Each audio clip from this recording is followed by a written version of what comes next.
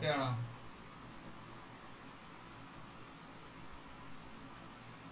Hello.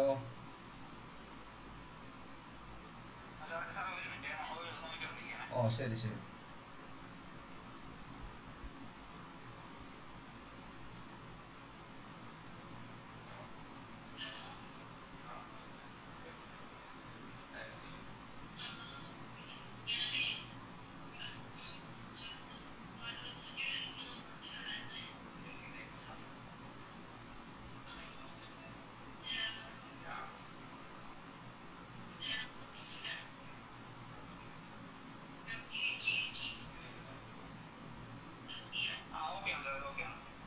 ഞാൻ മുന്നോട്ട് പറഞ്ഞു പോയാൽ മതിയോ?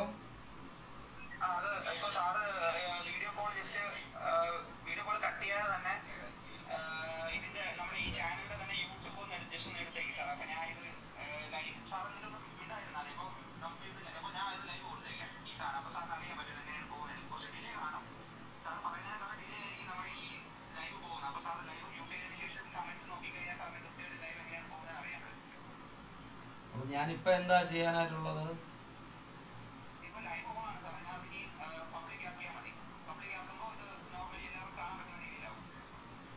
ഓക്കെ, ഞാനിപ്പോ നിലവില് മൊബൈലിന്റെ വാട്സപ്പിലാണ് കണക്ട്. അപ്പൊ ആ കോൾ എനിക്ക് കട്ട് ചെയ്യാമോ?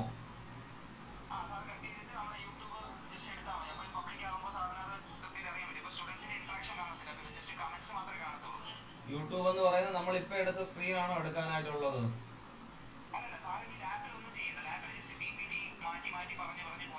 ശരി.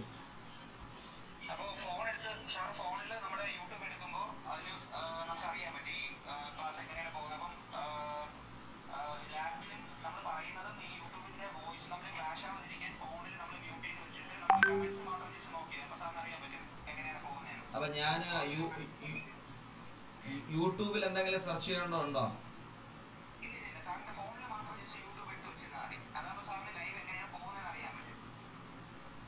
നമ്മുടെ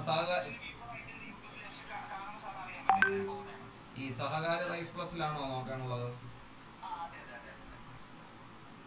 അതില്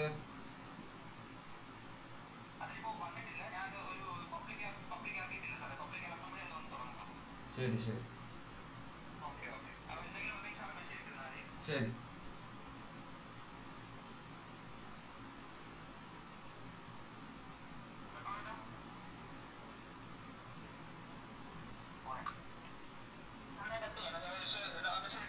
ശരി ശരി.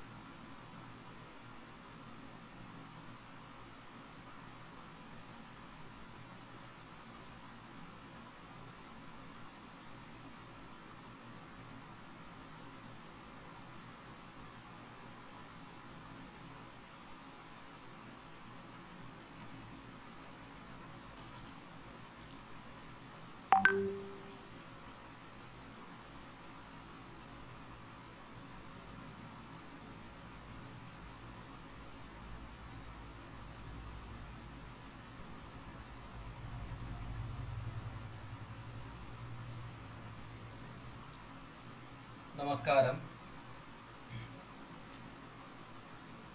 സഹകാരി റൈസ് പ്ലസിന്റെ മറ്റൊരു ക്ലാസ്സിലോട്ട് എല്ലാവർക്കും സ്വാഗതം.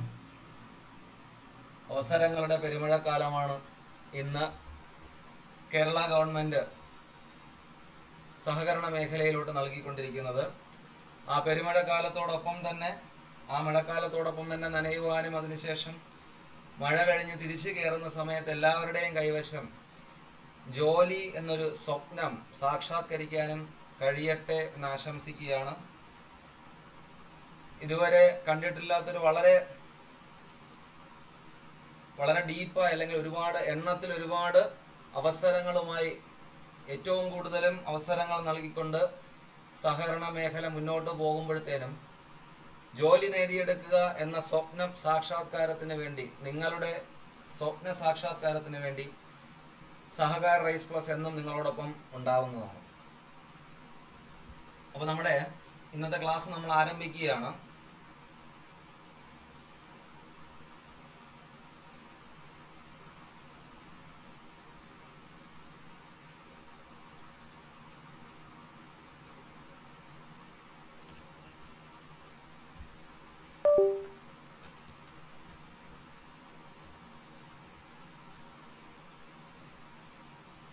നമ്മുടെ ഒന്നാമത്തെ ക്വസ്റ്റ്യൻ, നമ്മളിന്ന് ക്വസ്റ്റ്യൻ സാധാരണ രീതിക്കും ക്ലാസ്സുകൾ ക്വസ്റ്റ്യൻ ഡിസ്കഷൻ രൂപേണയാണ് ക്ലാസ്സുകൾ നടക്കുന്നത്. അപ്പോൾ അതേപോലെ തന്നെയാണ് ഇന്നും. എല്ലാവരുടെയും ശ്രമം വളരെ നല്ല രീതിക്ക് ശ്രമം നടക്കട്ടെ. കഠിനാധ്വാനം ചെയ്യുന്ന ഓരോ ഉദ്യോഗാർത്ഥിയോടൊപ്പം സഹകാരി എന്നുമുണ്ട്. അതുകൊണ്ട് തന്നെ എല്ലാവരും വളരെ വാശിയോടുകൂടി തന്നെ പഠനം മുന്നോട്ട് കൊണ്ടുപോട്ടെ. നമുക്ക് നേരത്തെ നമുക്കുടനെ സെഷനിലോട്ട് വരാം. നമുക്ക് ഒന്നാമത്തെ ക്വസ്റ്റ്യൻ ഇങ്ങനെയാണ്. താഴെ കാണിച്ചിരിക്കുന്ന കാരണങ്ങളിൽ, താഴെ കുറച്ച് കാരണങ്ങളൊക്കെ കാണിച്ചിട്ടുണ്ടല്ലേ. അപ്പോൾ ആ കാരണങ്ങളിൽ ക്യാഷ് ബുക്കിനോ പാസ്ബുക്കിനോ അതിനെന്തെങ്കിലും ഒരു തരത്തിലും ഒരു കാരണം ഉണ്ടാകാൻ പാടില്ല. കാരണം ഉണ്ടാകാൻ അഫക്റ്റ് ചെയ്യാൻ പാടില്ല. അതായത് നമുക്കൊരു ബാങ്ക് റീകൺസിലിയേഷൻ, ഇതിനകത്ത് തന്നിട്ടുള്ള രണ്ട് കാര്യങ്ങൾ, നമ്മളെല്ലാവരും ബാങ്ക് റീകൺസിലിയേഷൻ സ്റ്റേറ്റ്മെന്റ് ഒക്കെ പഠിച്ചിട്ട് ഇരിക്കുന്ന ആളുകളാകാം. ബാങ്ക് റീകൺസിലിയേഷൻ സ്റ്റേറ്റ്മെന്റ് പഠിച്ചിട്ടില്ല എന്നുണ്ടെങ്കിൽ വരുന്ന ക്ലാസ്സുകളിലൊക്കെ നിങ്ങൾക്ക് പ്രൊവൈഡ് ചെയ്യുന്നതാണ്. ബാങ്ക് റീകൺസിലിയേഷൻ സ്റ്റേറ്റ്മെന്റിൽ നമ്മൾ ഏറ്റവും കൂടുതൽ പ്രാധാന്യം കൊടുക്കുന്ന രണ്ട് കാര്യങ്ങളാണ്. ഒന്ന് ക്യാഷ് ബുക്ക് എന്നും രണ്ട് പാസ്ബുക്ക് എന്നും. ഈ ക്യാഷ് ബുക്ക് എന്ന് പറയുന്ന സാധനവും പാസ്ബുക്ക് എന്ന് പറയുന്ന സാധനം രണ്ടും എന്താണ് എന്നാദ്യം നമ്മൾ മനസ്സിലാക്കുക. നമ്മളൊരു അക്കൗണ്ട് തുടങ്ങുന്ന സമയത്ത് ബാങ്കിൽ നിന്നും നമുക്ക് പ്രൊവൈഡ് ചെയ്യുന്ന ബുക്കാണ് പാസ്ബുക്ക്. നമ്മൾ ബാങ്കുമായിട്ടുണ്ടാക്കുന്ന കൈമാറ്റങ്ങൾക്കും നമ്മുടെ ക്യാഷ് സംബന്ധമായ കാര്യങ്ങൾക്കും നമ്മൾ മെയിൻറ്റെയിൻ ചെയ്യുന്ന ബുക്കാണ് ക്യാഷ് ബുക്ക് എന്ന് പറയുന്നത്. അപ്പോൾ നമ്മളൊരു കച്ചവടക്കാരനാണ്, ഒരു ബിസിനസ്സുകാരനാണ് എന്നുണ്ടെങ്കിൽ നമ്മുടെ സ്ഥാപനത്തിനകത്ത് നമ്മൾ മെയിൻറ്റെയിൻ ചെയ്യുന്ന ബുക്കാണ് എന്ത് ബുക്ക്? ഈ ക്യാഷ് ബുക്ക് എന്ന് പറയുന്നത്.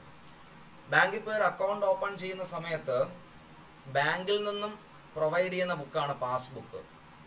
ഇടയ്ക്കൊക്കെ ഒരു ക്വസ്റ്റ്യൻ ഉണ്ടായിരുന്നു, ക്യാഷ് ബുക്കും പാസ്ബുക്കും ആരുടെ കയ്യിലാണ് ഇരിക്കുന്നത്? ബാങ്കിന്റെ കയ്യിൽ, കസ്റ്റമറിന്റെ കയ്യിൽ? അങ്ങനെ ഒന്ന് രണ്ട് ഓപ്ഷനുകൾ ഞാൻ കണ്ടിട്ടുണ്ടായിരുന്നു. അപ്പോൾ രണ്ടും ഇരിക്കുന്ന, ശരിക്കും പറഞ്ഞാൽ രണ്ടും ആരുടെ കൈവശമായി ഇരിക്കുന്നതെന്ന് ചോദിച്ചാൽ രണ്ടും ഇരിക്കുന്ന ആരുടെ കൈവശം തന്നെയാണ്? കസ്റ്റമറിന്റെ കയ്യിൽ തന്നെയാണ് രണ്ടും ഇരിക്കുന്നത്. പക്ഷെ മെയിൻറ്റെയിൻ ചെയ്യുന്ന രണ്ട് ആളുകളാണ്. പാസ്ബുക്കിനകത്ത് നമുക്കൊന്നും എഴുതാനായിട്ട് പറ്റത്തില്ല. ക്യാഷ് ബുക്കിനകത്ത്, നമ്മുടെ ബിസിനസ് സ്ഥാപനത്തിനകത്തിരിക്കുന്ന ക്യാഷ് ബുക്കിൽ നമുക്ക് എന്ത് വേണോ എഴുതാം. ബാങ്ക് നമുക്ക് പ്രൊവൈഡ് ചെയ്ത പാസ്ബുക്കിനകത്ത് നമുക്കൊന്നും എഴുതാനായിട്ടുള്ള അർഹതയല്ല, അത് ബാങ്ക് പതിപ്പിച്ചു തരുന്നതാണ്. ഇതിനകത്തൊരു വ്യത്യാസം ഉണ്ടാകുമ്പോഴാണ് നമുക്കാകെ ടെൻസ്ഡ് ആകുന്നത്.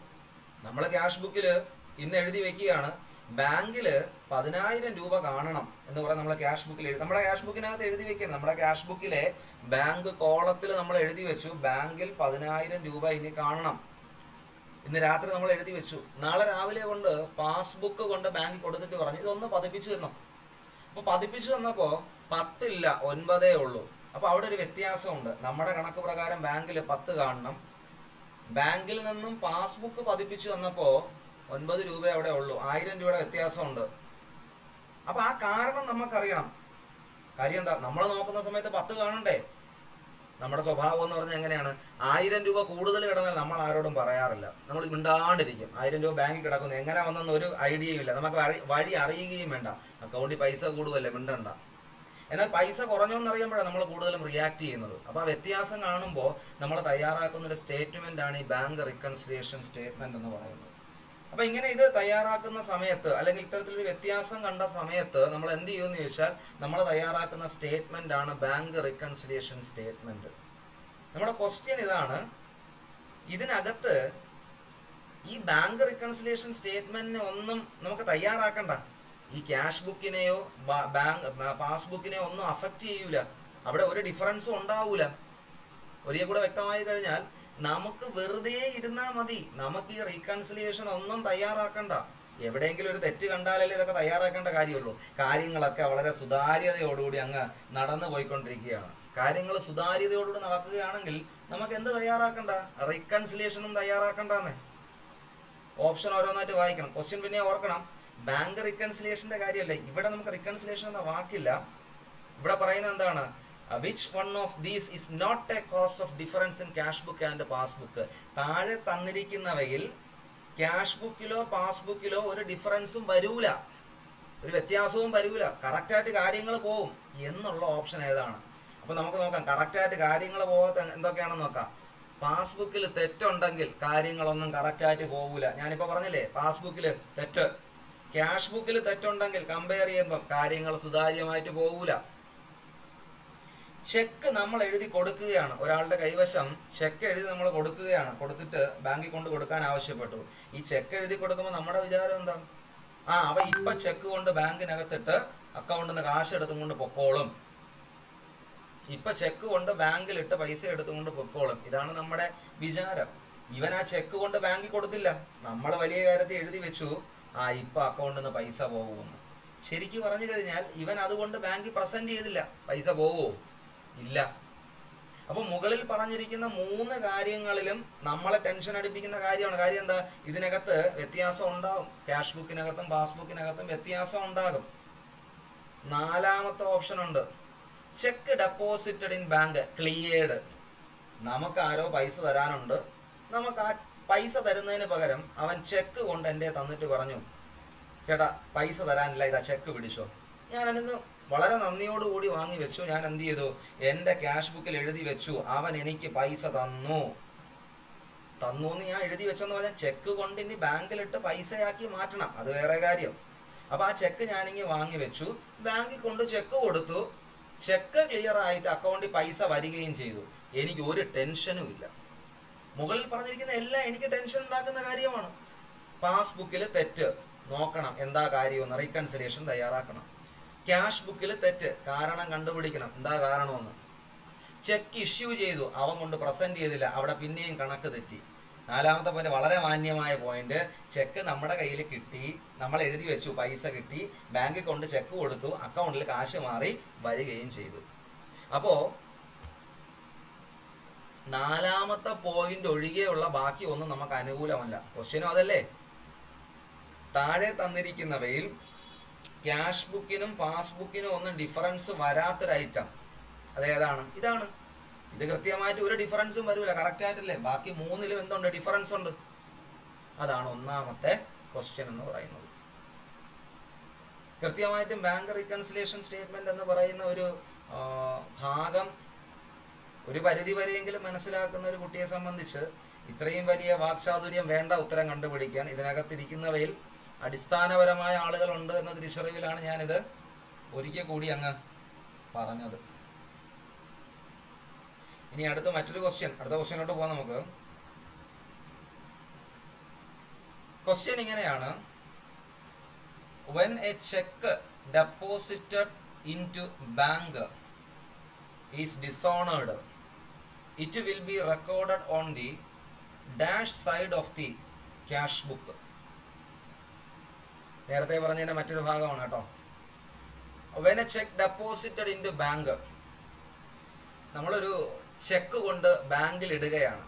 ബാങ്കിൽ ഇടുന്ന സമയത്ത് ഓട്ടോമാറ്റിക്കായിട്ട് നമ്മൾ പൈസ പ്രതീക്ഷിച്ചുകൊണ്ടാണ് ചെക്ക് കൊണ്ട് ബാങ്കിൽ ഇടുന്നത്. കാശ് നമ്മൾ പ്രതീക്ഷിച്ചുകൊണ്ടാണ് ചെക്ക് കൊണ്ട് എവിടെ ഇടുന്നത്? ബാങ്കിൽ ഇടുന്നത്. അപ്പോൾ ബാങ്കിൽ ഇടുന്ന സമയത്ത് നമ്മുടെ പ്രതീക്ഷ എന്താ? നമ്മുടെ ബാങ്ക് അക്കൗണ്ടിൽ എന്ത് വന്നു? പൈസ വന്നു, നമ്മുടെ ബാങ്ക് അക്കൗണ്ടിൽ പൈസ വന്നു എന്ന് നമ്മൾ വിചാരിക്കും. എന്ന് വിചാരിച്ചാണല്ലോ ചെക്ക് കൊണ്ട് ഇടുന്നത്. അപ്പോൾ ഈ ക്യാഷ്, ബാങ്ക് എന്നൊക്കെ പറയുന്ന സാധനങ്ങൾ അസറ്റാണ്. ഇതിൻ്റെയൊക്കെ ബാലൻസ് ഡെബിറ്റ് ബാലൻസുമാണ്.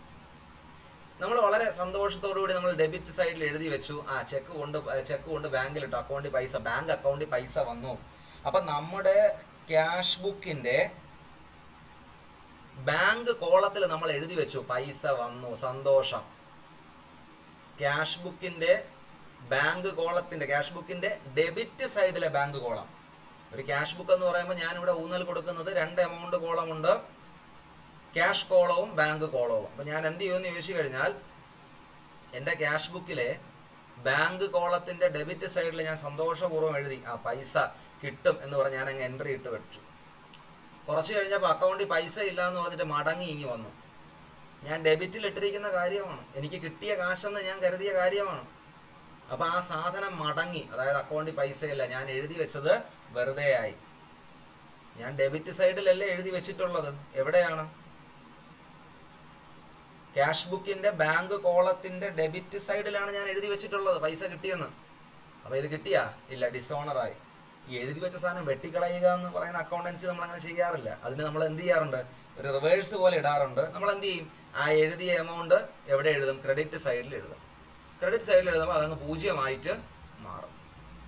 അപ്പോൾ നമുക്ക് ഉത്തരങ്ങൾ ഓരോന്നായിട്ട് നോക്കാം. അപ്പോൾ ഇതിനകത്ത് ഉത്തരം എടുത്തു കഴിഞ്ഞാൽ ഒരിക്കൽ കൂടി ഞാൻ പറയുകയാണ്, ക്യാഷ് ബുക്കിൻ്റെ ബാങ്ക് കോളത്തിൽ നമ്മൾ എന്തെഴുതി? പൈസ കിട്ടിയപ്പോൾ, ചെക്ക് കിട്ടിയപ്പോൾ നമ്മൾ വളരെ മനോഹരമായിട്ട് ഡെബിറ്റ് സൈഡിൽ എഴുതി വെച്ചു. കാര്യം കൊണ്ടിട്ടാൽ പൈസ കിട്ടുമെന്ന പ്രതീക്ഷയിൽ എഴുതിയതാണ്. പക്ഷേ ബാങ്കിൽ നിന്ന് അതെന്തായി? മടങ്ങി. നമ്മളിവിടെ ഡെബിറ്റിലല്ലേ എഴുതിയിട്ടുള്ളത്. അപ്പോൾ അത് മടങ്ങുമ്പോൾ ഇതിൻ്റെ നേരെ ഓപ്പോസിറ്റ് വരിക. എവിടെ എഴുതും നമ്മൾ? ക്രെഡിറ്റ് സൈഡിൽ ആ എമൗണ്ട് അങ്ങ് നോട്ട് ചെയ്യും. അതാണ് ഉത്തരവ്. നമുക്കൊന്ന് നോക്കാം.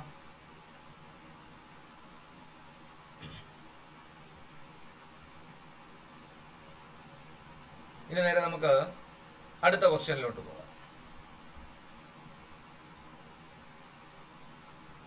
അടുത്ത question, decrease in the amount of creditors result in.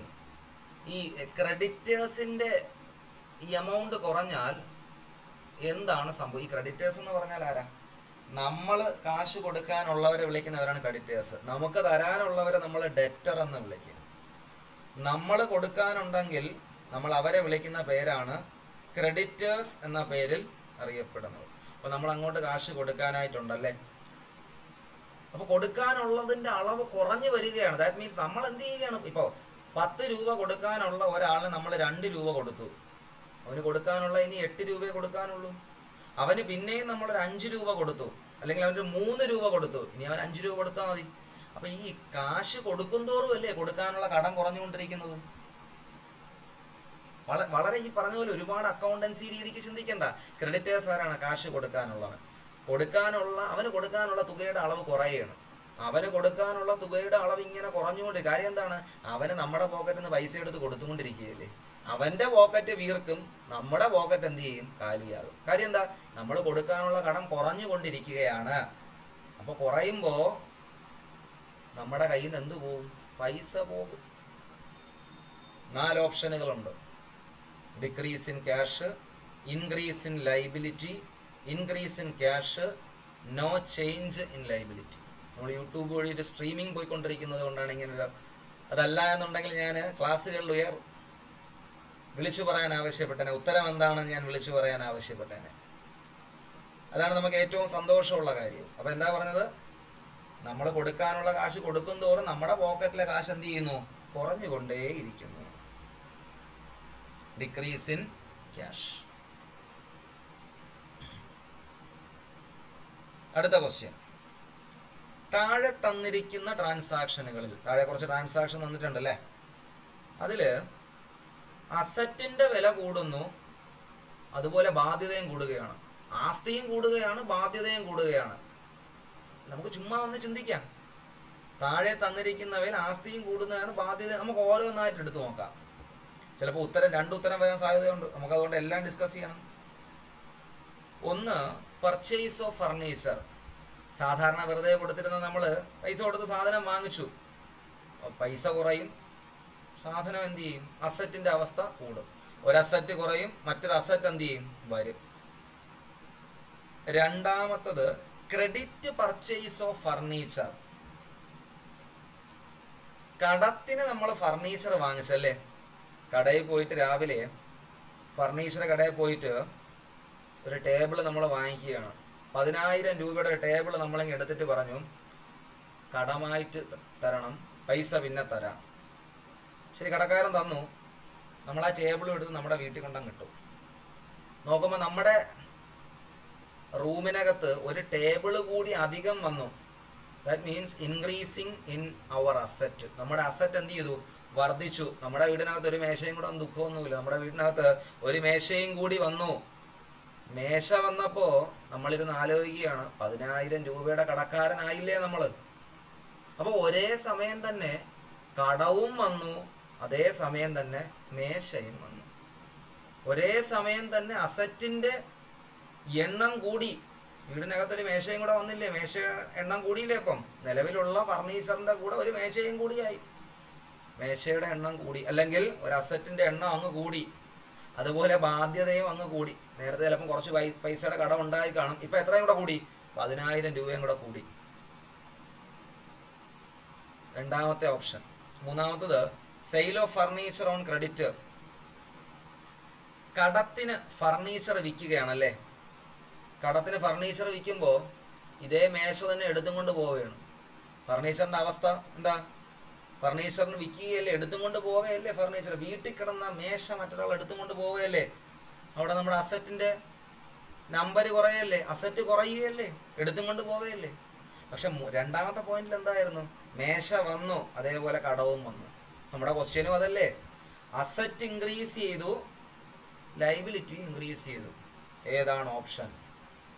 Option number B, credit purchase of furniture. അടുത്ത ക്വസ്റ്റ്യൻ. ക്വസ്റ്റ്യനുകൾ നമ്മൾ ഓരോ ക്വസ്റ്റ്യനുകളായിട്ട് നമ്മൾ പഠിക്കുന്ന സമയത്ത് നമ്മളൊരു 4-5 ഒരേ രീതിക്കുള്ള ഒരു 5-6 ക്വസ്റ്റ്യനുകൾ എടുത്ത് നമ്മുടെ മുന്നിൽ വെക്കുന്ന സമയത്ത് അത് ഇത്തിരി കോംപ്ലിക്കേറ്റഡ് ആയി തോന്നിയാൽ ആദ്യം നമ്മൾ ചെയ്യേണ്ട പരിപാടി ആ ഹെഡിങ് ഒന്ന് നമ്മൾ പഠിക്കുക. ആ ഹെഡിങ് ഒരുവിധം മനസ്സിലാക്കി വെക്കുക.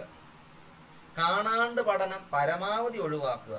എല്ലാ കാര്യങ്ങളും കാണാണ്ട് പഠിക്കരുതെന്ന് ഞാൻ ഒരിക്കലും പറയില്ല. എന്നിരുന്നാലും കാണാണ്ട് പഠനം പരമാവധി ഒഴിവാക്കുക. വായിച്ചെടുത്ത് നമുക്ക് ഉത്തരം ചെയ്യാൻ പറ്റിയാൽ അത് ഏറ്റവും നല്ലത്.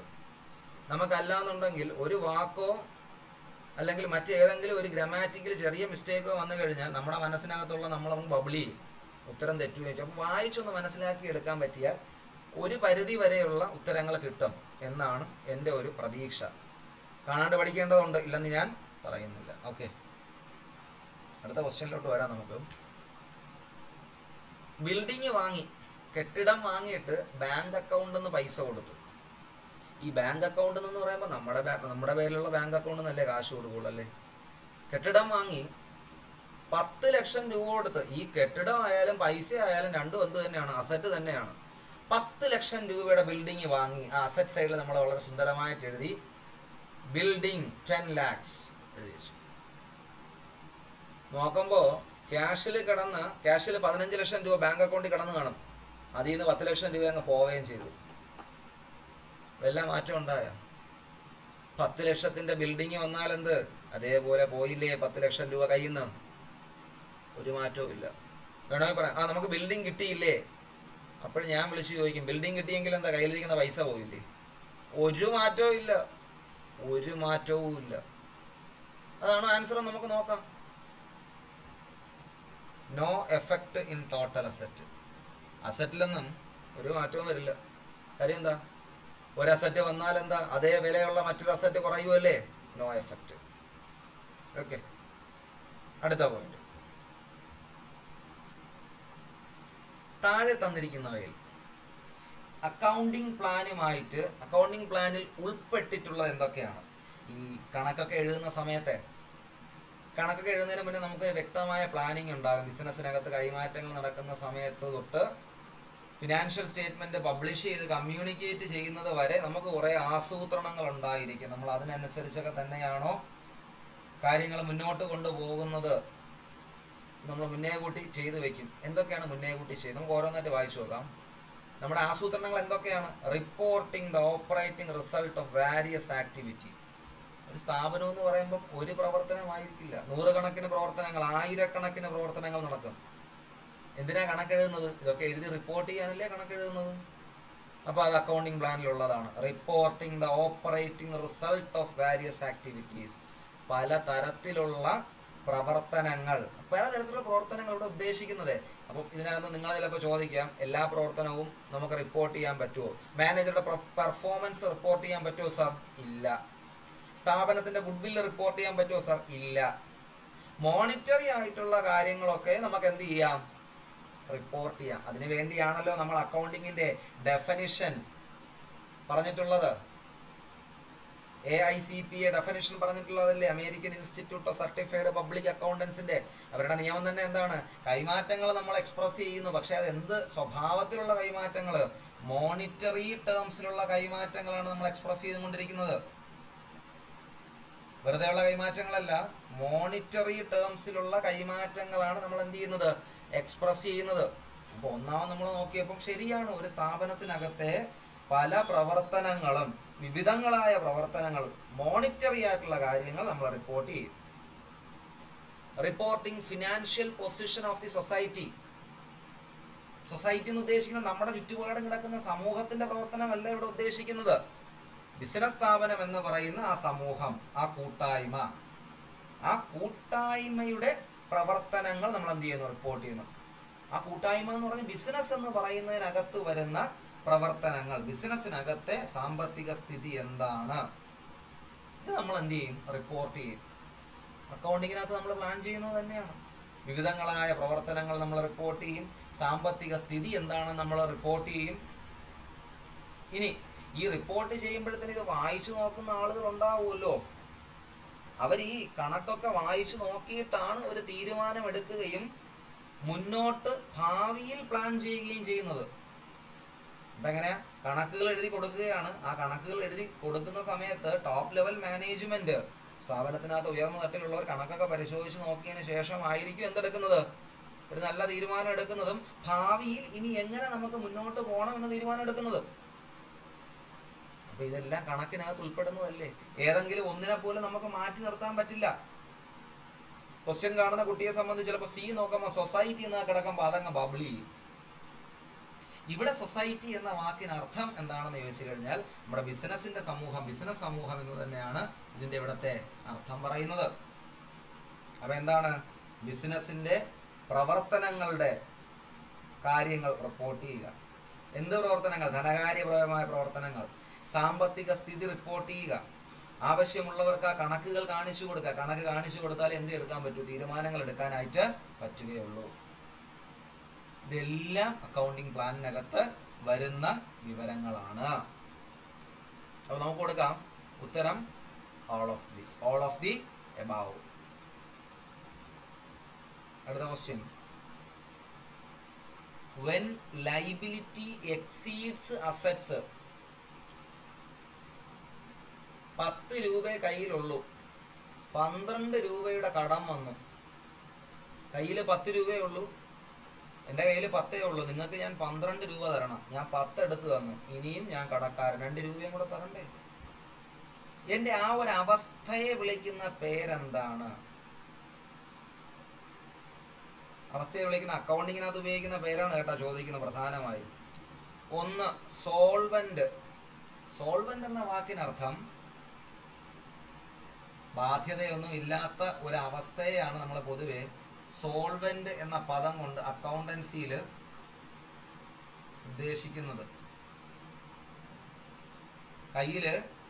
കയ്യില് കടം തീർക്കാൻ കഴിവുള്ളവനാണ് സോൾവെന്റ്. എന്നാ പിന്നെ 2 രൂപ കടം വരും എനിക്ക്? ഇല്ല. ഇൻ ബാഡ് ഡെബ്റ്റ്സ്, കൊടുത്ത ക്രെഡിറ്റ് സെയിൽ നടക്കുന്ന സമയത്ത് കടത്തിന് വിറ്റപ്പോഴത്തേന് വിറ്റ സാധനത്തിന്റെ പൈസയ്ക്ക് ആനുപാതികമായ പൈസ നമുക്ക് കിട്ടിയില്ല, ഇനിയും പൈസ കിട്ടാനുണ്ട്. കൊടുത്ത കടത്തിന് വിറ്റ സാധനത്തിന്റെ പൈസ പൂർണ്ണമായും കിട്ടാത്തൊരവസ്ഥയെ നമ്മൾ വിളിക്കുന്ന പേരാണ് കിട്ടാക്കടം അല്ലെങ്കിൽ ബാഡ് ഡെബ്റ്റ് എന്ന പേരിൽ അറിയപ്പെടുന്നത്. ഇവിടെ നമ്മുടെ അവസ്ഥ എന്താ? കടം വളരെ കൂടുതലാണെന്നേ, വേറെ ഒന്നും വേണ്ട. നമുക്ക് ആ എയിൽ നിന്ന് ഉത്തരത്തിലോട്ട് വരാൻ പറ്റുമോ നോക്കാം. 10 രൂപയേ ഉള്ളൂ കയ്യിൽ, 12 രൂപ കൊടുക്കണം. 10 അങ്ങ് കൊടുത്തു, 2 രൂപ കൊടുക്കാനില്ല. പാപ്പരായി നിൽക്കുകയാണ്. മലയാളത്തിൽ പറഞ്ഞാൽ അത് തന്നെയാണ് കേട്ടോ വാക്ക്. പാപ്പരായി നിൽക്കുകയാണ്. കൊടുക്കാൻ കെൽപ്പുണ്ടെങ്കിൽ അവനെ സോൾവെന്റ് എന്ന് വിളിക്കാം. കെൽപ്പില്ലല്ലോ. കെൽപ്പില്ലാത്തത് കൊണ്ട് എന്നെന്ന് വിളിക്കും നമ്മളവരെ?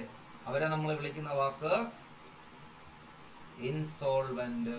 കടം കൊടുത്തു തീർക്കുവാൻ കപ്പാസിറ്റി ഇല്ലാത്തത് കൊണ്ട് നമ്മൾ അവനെ വിളിക്കുന്ന പേരാണ് ഇൻസോൾവെന്റ് എന്ന പേരിൽ അറിയപ്പെടുന്നത്. അടുത്ത ക്വസ്റ്റ്യൻ, ഫിക്സഡ് അസറ്റുമായി ബന്ധമില്ലാത്ത പദം ഏതാണ്? ഒന്ന്, they are not meant for resale on profit. Fixed asset എന്ന് പറയുന്നത് എന്തായാലും വാങ്ങിക്കഴിഞ്ഞാൽ കുറച്ച് നാൾ കഴിയുമ്പോൾ വിൽക്കേണ്ടി വരുന്നൊരവസ്ഥയാണെങ്കിലേ നഷ്ടം സഹിച്ച് നമ്മൾ വിൽക്കുമോ? അങ്ങനെയൊന്നുമില്ല. ലാഭം കിട്ടിയാൽ നമ്മൾ വിൽക്കും, ഒരു കുഴപ്പമില്ല. അപ്പോൾ ഒന്നാമത് പറഞ്ഞെങ്കിൽ എന്താ, they are not meant for resale on profit. ലാഭത്തിന് വേണ്ടി അല്ല വിൽക്കുന്നത്. പിന്നെ എന്തിനാ ഒരു അസറ്റ് വിൽക്കുമ്പോഴത്തേനും നഷ്ടം സഹിച്ച് ആരെങ്കിലും അസറ്റ് വിൽക്കാൻ വില്ലിങ് ആവും? മനസ്സോടെ നമ്മൾ കൊടുക്കാറുണ്ട്, അല്ലെങ്കിൽ ചുറ്റുപാടുകൾ മനസ്സിലാക്കി വിൽക്കാറുണ്ട്. പക്ഷേ ലാഭം കിട്ടണം എന്ന പ്രതീക്ഷയോട് കൂടിയേ കൊടുക്കാറുള്ളൂ. അതിന് എന്ത് അസറ്റ് ആയിരുന്നാലും ലാഭം കിട്ടുമെന്ന പ്രതീക്ഷയോട് കൂടി നമ്മൾ കൊടുക്കുന്നതാണ് എൻ്റെ ശരി. അപ്പോൾ ഒന്നാമത്തത് നമുക്കിങ്ങ് മാറ്റി നിർത്താം.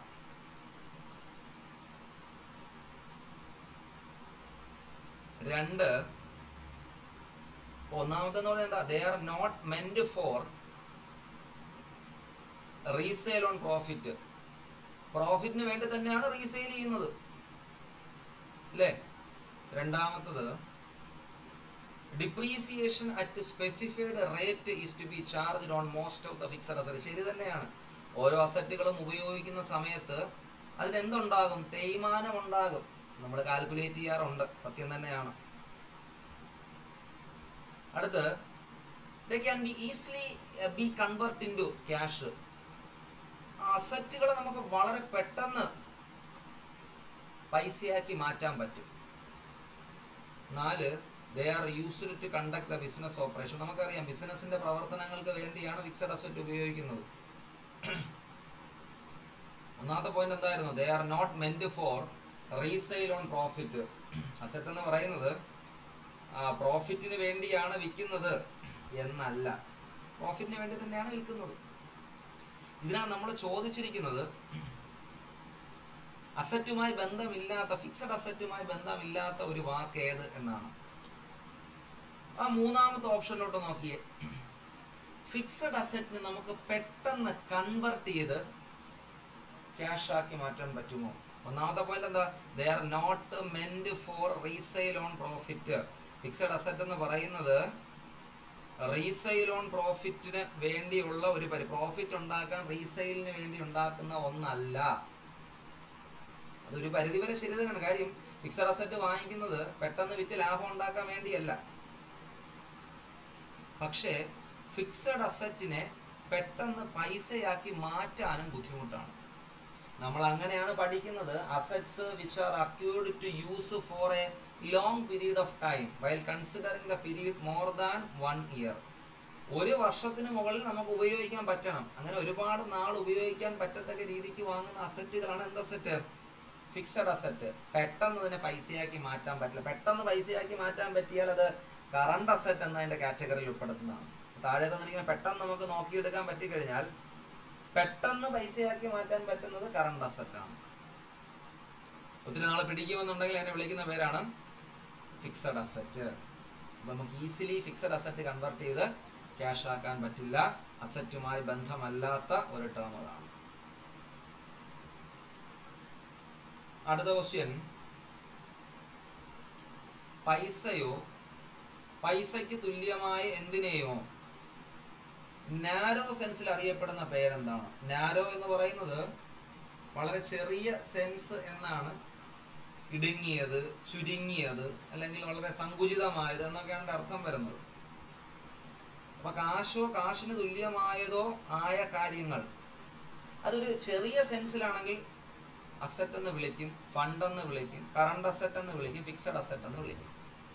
ഈ current asset, fixed asset, current അസറ്റിനകത്ത് ക്യാഷും തുല്യമായ ഒന്നും തന്നെയാണ് കൂടുതലും വരുന്നത്. പക്ഷേ ഈ കറണ്ട് അസറ്റ് എന്ന് വിളിക്കുന്ന കുറച്ചുകൂടെ വലിയ സെൻസിലാണ്. നമ്മൾ വളരെ എന്ത് പറയാനായിട്ട് നിസ്സാരമായിട്ട് പറയുകയാണെങ്കിൽ പൈസയോ പൈസയ്ക്ക് തുല്യമായ എന്തിനെയോ വിളിക്കുന്ന പേര് ഫണ്ട്. അത് വേണമെന്നുണ്ടെങ്കിൽ നമ്മൾ മനസ്സിലാക്കാം, കാണാണ്ട് പഠിച്ചു വേണമെങ്കിൽ വെക്കാം. കാര്യം അതിന് ഒരു എക്സ്പ്ലനേഷനിലൂടെ പഠിപ്പിച്ചു തരിക എന്ന് എത്രത്തോളം പോസിബിൾ ആണെന്ന് നിങ്ങൾ മനസ്സിലാക്കുന്നതിനെ ഡിപ്പെൻഡ് ചെയ്തിരിക്കും. പണമോ പണത്തിന് തുല്യമായ എന്തിനെയോ ചെറിയ രീതിക്ക് അക്കൗണ്ടൻസി അറിഞ്ഞുകൂടാത്തവനോട് നമ്മൾ ചോദിക്കട്ടെ പൈസ അല്ലെങ്കിൽ പൈസയ്ക്ക് തുല്യമായ ഒന്നിനെ നമുക്ക് എന്തെന്ന് വിളിക്കാം? 4 ഓപ്ഷനും കൊടുത്താൽ അവൻ കൃത്യമായും പറയും ഫണ്ട് എന്നാണെന്ന്. കാര്യം അതാണ് നാരോ സെൻസ്. അവന്റെ ഇടുങ്ങിയ ബുദ്ധിയിൽ അവൻ എന്താണോ പറയുന്നത് അതല്ലേ ഉത്തരം. കറണ്ട് അസറ്റ് അവൻ അറിയാം, അക്കൗണ്ടൻസി പഠിക്കാതെ അവൻ അറിയില്ല. ഒരു സാധാരണക്കാരനോട് ചോദിച്ചാൽ പൈസ അല്ലെങ്കിൽ പൈസയ്ക്ക് തുല്യമായത് എന്തെന്ന് ചോദിച്ചാൽ അതിനെ വിളിക്കുന്ന പേരാണ് ഫണ്ട് എന്ന പേരിൽ അറിയപ്പെടുന്നത്.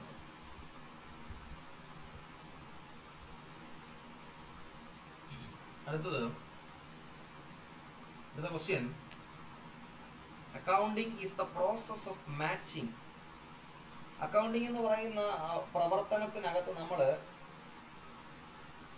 എന്തൊക്കെ തമ്മിലുള്ളൊരു മാച്ചിങ് ആണ് മനസ്സിലാക്കുന്നത്. നമ്മളൊരു പേരിട്ടും വിളിക്കാറുണ്ട്, ഈ മാച്ചിങ് കൺസെപ്റ്റ് എന്ന പേരിൽ അറിയാറുണ്ട്. എടാ, ഒരു ചെലവുണ്ടാകുന്ന സമയത്ത് ആ ചെലവ് വരവായി മാറുന്ന ഒരു സാഹചര്യമുണ്ട്. 10,000 രൂപ ജോലിക്കാർക്ക് ശമ്പളം കൊടുത്താൽ അതിനാനുപാതികമായ വിൽപ്പന അവിടെ നടക്കും, ഇക്വലൻ്റായ ഒരു റവന്യൂ അവിടെ ലഭിക്കും. ഒരു ചെലവുണ്ടായി കഴിഞ്ഞാൽ അതിനാനുപാതികമായ വരവുണ്ടാകും. വരവുണ്ട് എന്ന് പറയപ്പെടുന്ന നിയമം മാച്ചിങ് കൺസെപ്റ്റ് എന്നൊരു കൺസെപ്റ്റ് ഉണ്ട്. അതിനകത്ത് പറയപ്പെടുന്ന 2 കാര്യങ്ങളായെന്ന് ചോദിച്ചാൽ നമ്മൾ പഠിച്ചു തന്നെ വെച്ചിട്ടുണ്ട്. കോസ്റ്റ് ആൻഡ് റവന്യൂ എന്ന് പറയുന്ന വാക്ക്. ഏതൊരു ചെലവുണ്ടായിരുന്നാലും അതിന് ആനുപാതികമായി എന്തുണ്ടാകും? ഒരു വരവുണ്ടാകും. 1ാമത്തെ പോയിന്റിൽ മാത്രം നമുക്ക് നിന്നാൽ മതി. 2, 3, 4 വേണം നോക്കാം. ബി നോക്കാം. Expected and actual. പ്രതീക്ഷിച്ചത് ഇത്ര, യാഥാർത്ഥ്യത്തിൽ വന്നത് ഇത്ര. 2ാമത്തത്.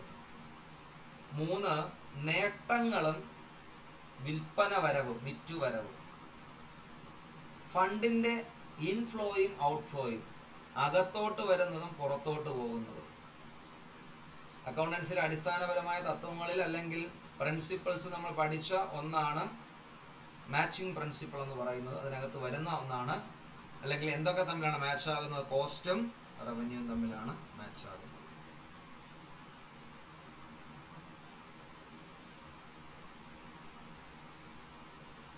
ഈ ക്വസ്റ്റ്യൻ പഠിക്കാം. ഈ ക്വസ്റ്റ്യൻ നിങ്ങൾക്ക് ഞാൻ നേരത്തെ പറഞ്ഞില്ലേ, കുറേ കാര്യങ്ങൾ നമ്മൾ വായിച്ചെടുത്ത് ഉത്തരങ്ങൾ കണ്ടെത്താനായിട്ട് പരമാവധി ശ്രമിക്കുക. വായിക്കാനായിട്ട് സമയം പിടിക്കും. എന്നിരുന്നാലും ഒരുപാട് നാളത്തെ വായനകൾ കൊണ്ട് നിങ്ങൾക്ക് ദൂരം എന്ത് ചെയ്യാവുന്നതാണ്? വായിച്ചെടുക്കാനുള്ള സമയ ദൂരം നിങ്ങൾക്ക് ക്രമീകരിച്ച് മുന്നോട്ട് കൊണ്ടുപോകാൻ. അത്തരത്തിൽ വായിച്ചെടുക്കാനുള്ള ഒരുപാട് ക്വസ്റ്റ്യൻ ഉണ്ട്. പക്ഷേ ഈ ഒരു ക്വസ്റ്റ്യനകത്ത് ഇത് ഫണ്ട് ഫ്ലോ സ്റ്റേറ്റ്മെന്റ് എന്ന് പറയുന്ന ഭാഗത്തിനകത്തുനിന്ന് വരുന്ന ഒന്നാണ്. ഇതിനകത്ത് ഫണ്ട് ഫ്ലോ ഉണ്ടാകണം എന്നുണ്ടെങ്കിൽ ഒരു ഐറ്റം കറണ്ട് ആയിരിക്കണം, മറ്റൊരു ഐറ്റം ഫിക്സഡും ആയിരിക്കണം. പഠന ആവശ്യത്തിനോട് തൽക്കാലം ഇങ്ങനെ പഠിക്കുക. വളരെ എലാബറേറ്റ് ആയിട്ട് പറയാനുള്ളൊരു മേഖലയാണത്. തൽക്കാലം നിങ്ങൾ ഇത്രയും മാത്രം പഠിക്കുക. ഒരു ഫണ്ട് ഫ്ലോയ്ക്കകത്ത് ഫണ്ട് ഫ്ലോ പൂർണ്ണമായും നടക്കണമെന്നുണ്ടെങ്കിൽ അവിടെ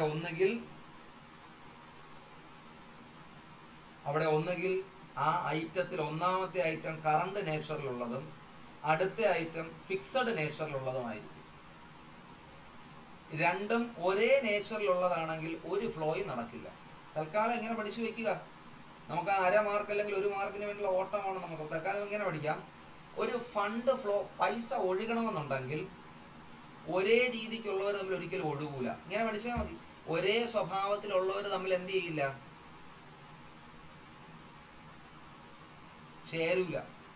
ഒരേ സ്വഭാവത്തിലുള്ളവർ തമ്മിൽ ചേരൂല. അവരൊഴുകി പോകൂല ഒരുമിച്ച്.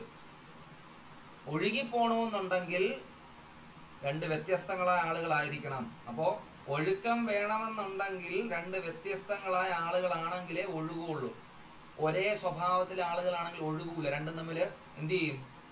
മത്സരിച്ച് നിൽക്കുമെന്ന് പഠിക്കുക, അല്ലെങ്കിൽ തമ്മിലടിച്ച് നിൽക്കുമെന്ന് പഠിക്കുക. ഒരേ സ്വഭാവത്തിലുള്ളവരാണെങ്കിൽ ചേരൂല, 2 സ്വഭാവത്തിലുള്ളവരാണെങ്കിൽ പോകുമെന്ന് പഠിക്കുക.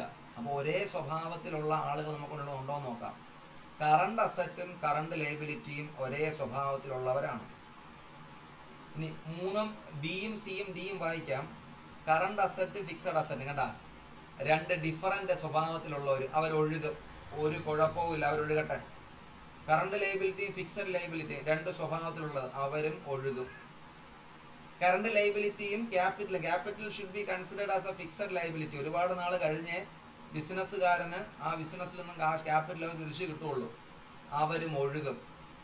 അപ്പോൾ ഒഴുകാത്ത ആരാണ്? ഒരേ സ്വഭാവത്തിലുള്ളവർ തമ്മിൽ എന്ത് ചെയ്യില്ല, ഒഴുകില്ല എന്ന് നമുക്ക് എന്ത് ചെയ്യാം, തൽക്കാലം നമ്മുടെ പഠന ആവശ്യത്തിന് വേണ്ടി പഠിക്കാം. അല്ലെങ്കിൽ ഫണ്ട് ഫ്ലോ എന്ന് പറയുന്ന സ്റ്റേറ്റ്മെന്റിനകത്തെടുത്ത് നമ്മൾ മുഴുവൻ ചർച്ച ചെയ്യണം. അത് തൽക്കാലം ഇങ്ങനെ പഠിക്കാൻ, എന്താ, ഒരേ സ്വഭാവത്തിലുള്ളവർ തമ്മിൽ ചേരൂല, രണ്ട് സ്വഭാവത്തിലുള്ളവർ തമ്മിൽ ചേരും എന്ന് നമുക്ക് സാധാരണ സങ്കല്പത്തിൽ നിന്നും വിപരീതമായിട്ട് സങ്കല്പിക്കാം.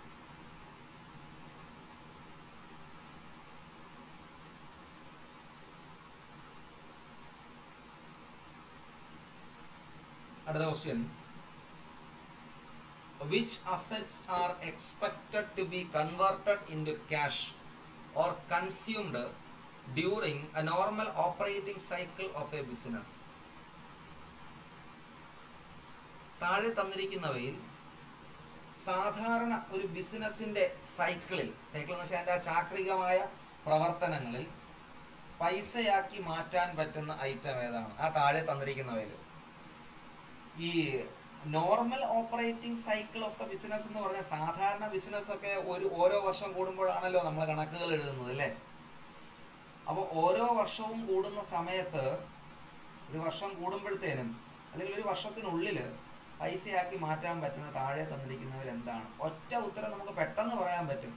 നമ്മൾ നേരത്തെ പഠിച്ചതാണ്, ഒരു വർഷത്തിനുള്ളിൽ പൈസയാക്കി മാറ്റാൻ പറ്റിയാൽ അതിനെ വിളിക്കുന്ന പേര് എന്ത് അസറ്റ്? Current asset. പെട്ടെന്ന് പൈസയാക്കി മാറ്റാൻ പറ്റാത്ത അസറ്റുകളാണ് ഫിക്സഡ് അസറ്റ്. അപ്പൊ നമുക്ക് കൂടുതലൊന്നും ചിന്തിക്കേണ്ട കാര്യമില്ല. പെട്ടെന്ന് പൈസയാക്കി മാറ്റാൻ പറ്റുന്ന അസറ്റ് കറണ്ട് അസറ്റ്.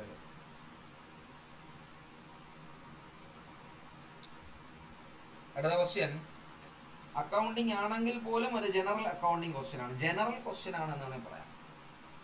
ഇന്ത്യക്കകത്ത് അക്കൗണ്ടിങ് സ്റ്റാൻഡേർഡുകൾ ഇറക്കുന്നത് ആരാണ്? ഈ അക്കൗണ്ടിങ് സ്റ്റാൻഡേർഡുകൾ എന്ന് പറഞ്ഞാൽ ഓരോന്നിനും ഓരോ സെക്ഷൻ പോലെ, അക്കൗണ്ടിങ്ങിൽ ഓരോ സെക്ഷൻ പോലെ നൽകിയിട്ടുള്ള ഒന്നാണ് ഈ സ്റ്റാൻഡേർഡുകൾ എന്ന് പറയുന്നത്. ഓരോ സ്റ്റാൻഡേർഡുകളും എന്തിനാ സൂചിപ്പിക്കുന്നു? അക്കൗണ്ടിങ് സ്റ്റാൻഡേർഡ് 1 എന്താണ്, 2 എന്താണ്, ഇങ്ങനെ ഓരോന്നിനും കൃത്യമായ നിർവചനം കൊടുത്തിട്ടുള്ളതിനെ വിളിക്കുന്ന പേരാണ് അക്കൗണ്ടിങ് സ്റ്റാൻഡേർഡുകൾ എന്ന പേരിൽ അറിയപ്പെടുന്നത്. ഇതാരാണ് ഇറക്കുന്നത്? എന്തായാലും ഇത് ഇറക്കുന്ന കുറെ നിയമമായിട്ടാണ് ഇറക്കുന്നത്, അല്ലേ? പോയിന്റുകളിൽ ഒന്ന്, റിസർവ് ബാങ്ക് ഓഫ് ഇന്ത്യ, നമ്മുടെ സെൻട്രൽ ബാങ്കിനെ വിളിക്കുന്ന പേരാണ് reserve bank of India. Reserve bank of ഇന്ത്യക്ക് അക്കൗണ്ടിങ് സ്റ്റാൻഡേർഡ് ഇറക്കേണ്ട യാതൊരു ആവശ്യവുമില്ല. 2, 3 നമുക്ക് പോസിബിലിറ്റി ഉള്ള 1-2 പോയിന്റുകളാണ് കേട്ടോ. പാർലമെന്റും ഇറക്കില്ല. പാർലമെന്റിന് അക്കൗണ്ടിങ് സ്റ്റാൻഡേർഡ് ഇറക്കുന്ന ജോലിയില്ല. പാർലമെന്റ് എന്ന് പറഞ്ഞാൽ ലോക്സഭയും രാജ്യസഭയും ഒരുമിച്ച് കൂടുന്ന, ലോക്സഭ, രാജ്യസഭ, പ്രസിഡന്റ് ഉൾപ്പെടുന്ന വേദിയെ വിളിക്കുന്നവരാണ് ശരിക്കും പാർലമെന്റ് എന്ന പേരിൽ അറിയപ്പെടുന്നത്. അപ്പം RBI അല്ല, പാർലമെന്റും അല്ല. അക്കൗണ്ടിങ് പഠിക്കുന്ന ആളാണെന്നുണ്ടെങ്കിൽ പിന്നെയുള്ള 2 പോയിന്റുകൾ നമുക്ക് കൺസിഡർ ചെയ്യാം. ഒന്ന്, ICAI, institute of chartered accountants of India, ICAI ഒന്ന് കൺസിഡർ ചെയ്യാം നമുക്ക്. അടുത്ത C, ICWA, അവിടെ ഒരു I കൂടി വരും കേട്ടോ. Institute of cost and works accountants of India. ഇന്ന് ആ കോഴ്സ് ഇല്ല, ആ കോഴ്സും ഇല്ല.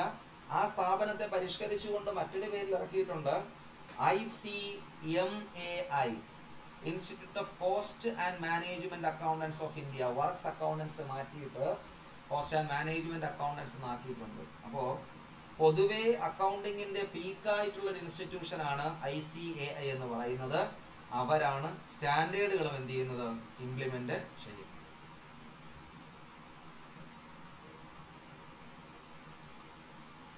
അടുത്ത ക്വസ്റ്റ്യൻ,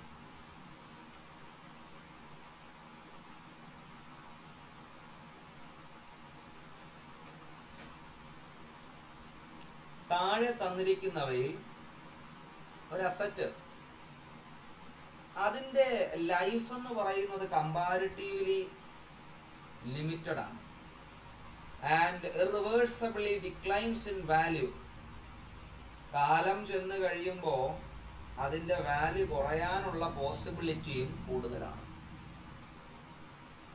4 തരത്തിലുള്ള അസറ്റുകളുണ്ട് കേട്ടോ. 4 തരത്തിലുള്ള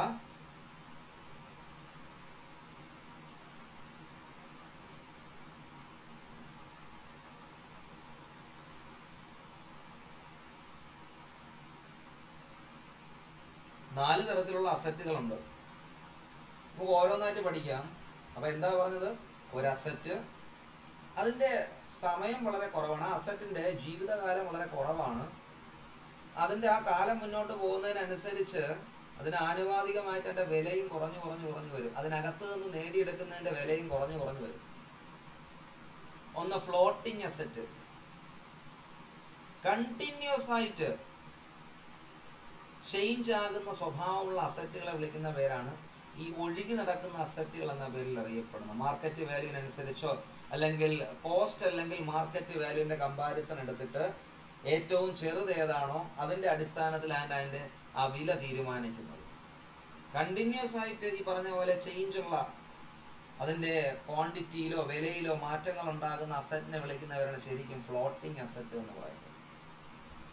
വേസ്റ്റിംഗ് അസറ്റ് എന്ന് പറഞ്ഞു കഴിഞ്ഞാൽ നമ്മൾ ഈ ഖനനം ചെയ്തൊക്കെ എടുക്കുമല്ലോ, മണ്ണിനടിയിൽ നിന്നും സ്വർണവും പെട്രോളിയം പ്രോഡക്റ്റും ഒക്കെ നമ്മൾ ഖനനം ചെയ്തെടുക്കുന്ന സമയത്ത്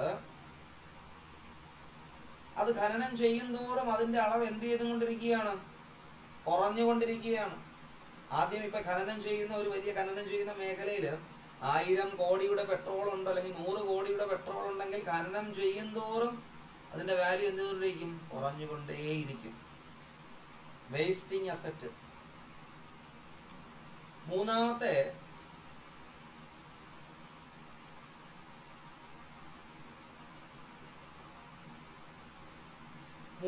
ടൈപ്പ് അസറ്റാണ് ഫിക്റ്റീഷ്യസ് അസറ്റ് എന്ന് പറയുന്നത്. അത്തരത്തിലുള്ള അസറ്റുകൾക്ക് ഒരു ഫിസിക്കൽ എക്സിസ്റ്റൻസ് കാണത്തില്ല, നമുക്കടുത്ത് വിൽക്കാനായിട്ട് പറ്റില്ല.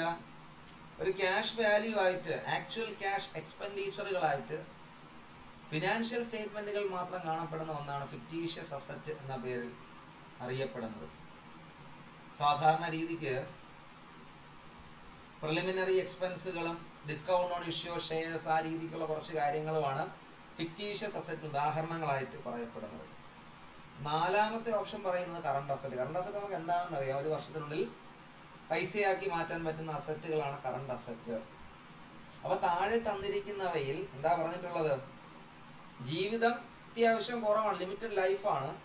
ഉപയോഗിക്കും തോറും അതിന്റെ വാല്യൂ ഈ കാലയളവ് കഴിയുന്നതോറും നല്ല രീതിക്ക് കുറഞ്ഞുകൊണ്ടേയിരിക്കുന്നു. ബി എടുത്തുകൂടെയോ നമുക്ക്?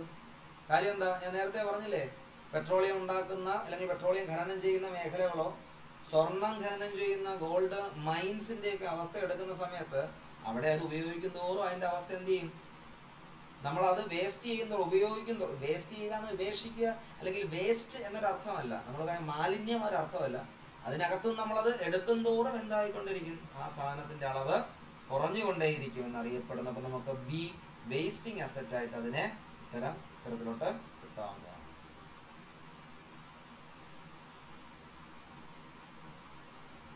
അടുത്ത ക്വസ്റ്റ്യൻ.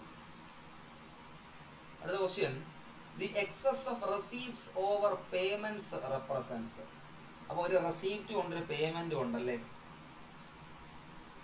ഈ റെസീപ്റ്റ് ആൻഡ് പേയ്മെന്റ് എന്ന് പറയുന്നത് കൂടുതലും ആ അക്കൗണ്ട് ഉപയോഗിക്കുന്നത്. ആദ്യം എന്താ റെസീപ്റ്റ് ആൻഡ് പേയ്മെന്റ് അക്കൗണ്ട് എന്ന് പറയുന്ന അക്കൗണ്ട് നമ്മൾ ആദ്യം മനസ്സിലാക്കുക. ലാഭം പ്രതീക്ഷിക്കാതെ ബിസിനസ്, ലാഭം പ്രതീക്ഷിക്കാതെ പ്രവർത്തനങ്ങൾ ചെയ്യുന്ന സ്ഥാപനങ്ങളുണ്ട്. ലാഭം പ്രതീക്ഷിച്ച് കച്ചവടം ചെയ്താൽ അതിനെ പ്രോഫിറ്റ് മോട്ടീവ് ഓർഗനൈസേഷൻ എന്നും, ലാഭം പ്രതീക്ഷിക്കാതെ ബിസിനസ് ചെയ്യുന്നു എന്നല്ല, ലാഭം പ്രതീക്ഷിക്കാതെ പ്രവർത്തനങ്ങൾ നടപ്പിലാക്കുന്ന സ്ഥാപനങ്ങളുണ്ട് നമുക്ക് ചുറ്റുപാടും. അതിനെ വിളിക്കുന്ന പേരാണ് നോൺ പ്രോഫിറ്റ് ഓർഗനൈസേഷൻ എന്ന പേരിൽ അറിയപ്പെടുന്നത്. അതിനകത്ത് അവർ തയ്യാറാക്കുന്ന ക്യാഷ് ബുക്കിനെ വിളിക്കുന്ന പേരാണ് റെസീപ്റ്റ് ആൻഡ് പേയ്മെന്റ് അക്കൗണ്ട്. അപ്പൊ ക്യാഷ് എന്ന് പറയുന്നത് ഒരു അസറ്റാണ്. അസറ്റിന്റെ ബാലൻസ് ഡെബിറ്റ് ബാലൻസ് ആണ്. അതായത് ഡെബിറ്റ് സൈഡിൽ എഴുതുന്തോറും പൈസയുടെ അളവ് കൂടിക്കൊണ്ടേയിരിക്കും. അതായത് ക്യാഷ് ബുക്കിന്റെ മറ്റൊരു പേരാണ് receipt and payment account. Cash എന്ന് പറയുന്ന ഡെബിറ്റ് ബാലൻസ് ഉള്ള ഐറ്റമാണ്. ഡെബിറ്റിൽ എഴുതുന്തോറും പൈസ കൂടിക്കൊണ്ടേയിരിക്കും. അതായത് റെസീപ്റ്റ് സൈഡിൽ എഴുതുന്തോറും പൈസ കൂടിക്കൊണ്ടേയിരിക്കും. പേയ്മെന്റിൽ ചെലവ് വരുന്തോറും വരവ് കുറഞ്ഞുകൊണ്ടേയിരിക്കും. അപ്പൊ റെസീപ്റ്റ് കൂടുന്നതാണ് നമുക്ക് എപ്പോഴും ഫേവറബിൾ അല്ലേ. ഡെബിറ്റ് സൈഡില്, അതായത് ക്യാഷിന്റെ ഡെബിറ്റ് സൈഡിൽ, റെസീപ്റ്റ് സൈഡിൽ നമുക്ക് കിട്ടിയത് 100 രൂപയാണെന്ന് ഇരിക്കട്ടെ.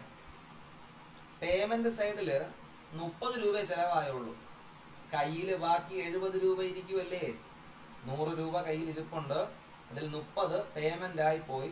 ബാക്കി കയ്യിൽ എത്ര ഇരിപ്പുണ്ട്? 70 രൂപ. കയ്യിലിരിക്കുന്നതിനെ വിളിക്കുന്ന ഇംഗ്ലീഷ് വാക്കാണ് എന്തെന്ന്?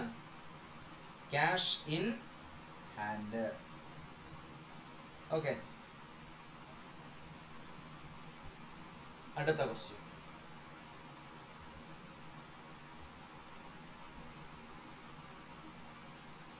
ഈ ലാൻഡ് ലോഡിന് നമ്മൾ എന്ത് കൊടുക്കുകയാണ്? കൂലി കൊടുക്കുക. അല്ല സോറി, കൂലിയല്ലല്ലോ, വാടക കൊടുക്കുകയാണല്ലേ. ആരാ ഈ ലാൻഡ് ലോഡ് എന്ന് പറയുന്നത്? നമുക്ക് വാടകയ്ക്ക് എന്തെങ്കിലും തന്ന അതിന്റെ ഉടമസ്ഥനെന്നോ ഭൂമിയുടെ ഉടമസ്ഥനെന്നോ. പണ്ടൊക്കെ ലാൻഡ് ലോഡ് എന്താണെന്ന് ചോദിച്ചാൽ നമ്മൾ ഈ ജന്മിത്വ വ്യവസ്ഥിതിയൊക്കെ ഉണ്ടായിരുന്ന സമയത്ത്, ജന്മി കാലഘട്ടം, ജന്മിത്വ സമ്പ്രദായമൊക്കെ ഉണ്ടായിരുന്ന സമയത്ത് ഈ ജന്മിമാരെ നമ്മൾ ലാൻഡ് ലോഡ് എന്ന പേരിൽ വിളിക്കും. ലാൻഡ് ലോഡിന് ജന്മി എന്നൊരു അർത്ഥവും കൂടി ഉണ്ട്. അപ്പൊ ആ ജന്മിക്ക് മാസാമാസം കൂടുമ്പോൾ എന്ത് കൊടുക്കുകയാണ്? പൈസ കൊടുക്കുകയാണ്. എന്ത് ഇവന്റ് എന്നാണ്? എന്ത് തരത്തിലുള്ള സ്വഭാവമാണ്? സാമ്പത്തിക ഇടപാട് 1, സാമ്പത്തികമല്ലാത്ത ഇടപാട്, സാമ്പത്തികവും സാമ്പത്തികമായതും ഇതൊന്നുമല്ല. കാശ് കൊടുക്കുന്നതിന് വിളിക്കുന്ന പേരാണ്, ഈ ധനകാര്യപരമായ പ്രവർത്തനത്തെ മൊത്തത്തിൽ വിളിക്കുന്ന പേരാണ് എന്തെന്ന്? എക്കണോമിക് ആക്ടിവിറ്റി എന്ന്. അപ്പൊ ലാൻഡ് ലോഡിന് കാശ് കൊടുത്തു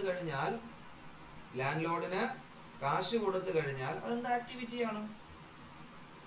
എക്കണോമിക് ഇവന്റ്, സാമ്പത്തിക ഇടപാടല്ലേ. അപ്പൊ നമുക്കതിനെ എന്ന് വിളിക്കാം? എക്കണോമിക് ഇവന്റ് അല്ലെങ്കിൽ എക്കണോമിക് ആക്ടിവിറ്റി എന്ന് വിളിക്കാം.